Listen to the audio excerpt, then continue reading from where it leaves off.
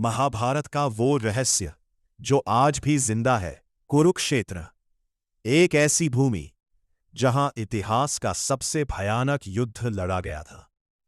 एक ऐसा युद्ध जिसने सिर्फ राजाओं की किस्मत नहीं बदली, बल्कि पूरी मानवता को धर्म और अधर्म का अर्थ समझाया।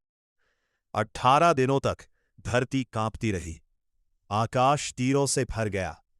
हर दिशा में सिर्फ युद्ध था, चीखें थीं और विनाश था। कौरव और पांडव दोनों ओर ऐसे महारथी थे जिनके नाम आज भी इतिहास में अमर है। भीष्म पितामह, कर्ण, अर्जुन, द्रोणाचार्य, हर दिन हजारों योद्धा इस युद्ध भूमि में गिर रहे थे। लेकिन महाभारत का सबसे रहस्यमयी अध्याय युद्ध खत्म होने के बाद शुरू हुआ। जब आखिरी दिन सूर्य अस्त हुआ, तब कुरुक्षेत्र लाशों से भर चुका था।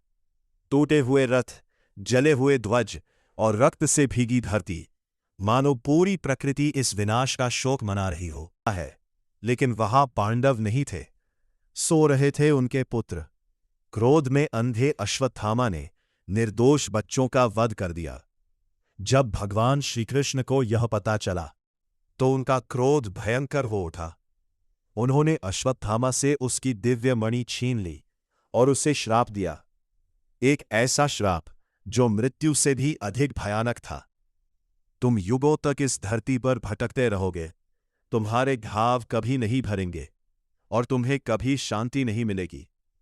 तभी से एक रहस्य सदियों से लोगों के बीच जीवित है। कई लोग दावा करते हैं कि उन्होंने कुरुक्षेत्र के आसपास एक घायल योद्धा को देखा है।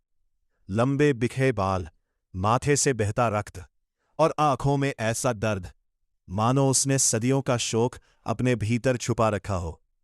कुछ लोग इसे सिर्फ एक कहानी मानते हैं, लेकिन भारत के कई पुराने मंदिरों और जंगलों से आज भी ऐसी रहस्यमयी घटनाएं सुनने को मिलती हैं, जो इस कथा को और भी रहस्यमयी बना देती है। क्या अश्वत्थामा सच में आज भी जीवित है? क्या महाभारत का वो श्राप आज भी इस धरती पर भटक रहा है? शायद इसका उत्तर आज भी कुरुक्षेत्र की हवाओं में छुपा है, क्योंकि महाभारत का युद्ध भले ही समाप्त हो गया हो, लेकिन उसके कुछ रहस्य आज भी जिंदा है।